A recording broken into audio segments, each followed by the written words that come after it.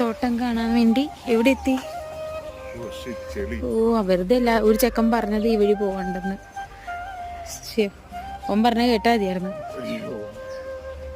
അവനെ വിളിയടാ, അവൻ്റെ ഒപ്പം പോവാടാ. അവനെ വിളിക്കേ, അവനോടെ മര്യാദ കൊച്ചു പറഞ്ഞത്. കൊച്ചിനെ ഞാൻ എടുത്തു.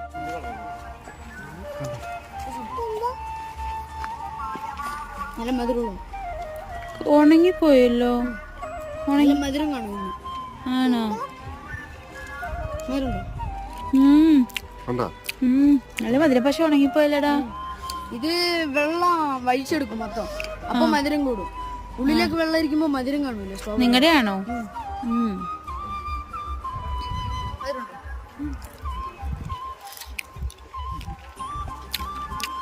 നല്ല പൈത്ത മധുരം കാണും. കേറട്ടെ?